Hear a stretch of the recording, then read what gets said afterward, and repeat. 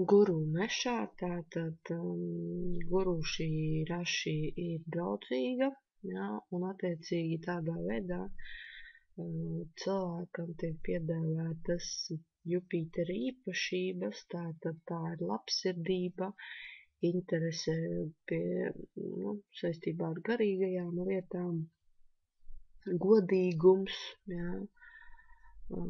Tiek uzskatīts, ka šādi cilvēki var, teiksim, darboties vai veltīt sevi kāda laba vārda, labo darbu dēļ, teiksim, tā varētu teikt.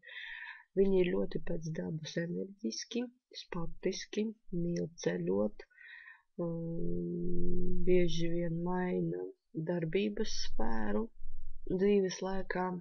Tiek uzskatīts, ka šie ir ļoti labi skolotāji, kad viņiem arī dzīves laikā ir tendence, teiksim, iegūt daudz bērnu, būt bērni, bet, protams, kā es esmu vienmēr minējusi, vienkārši uz šādu rādītāju mēs tā strikti to nevaram teikt, jā, jo mums arī ir jāskatās bērnu māja un tā tālāk un citas pazīmes. Šie cilvēki var būt arī ļoti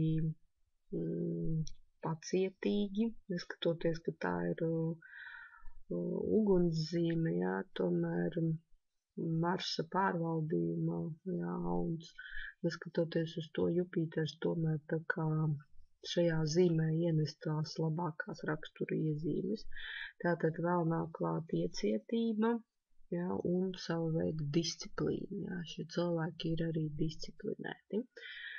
Tā kā jau es augstāk minēju iepriekš, jā, kad Jupiteram tā tauna zīme ir ļoti labvēlīga, draudzīga.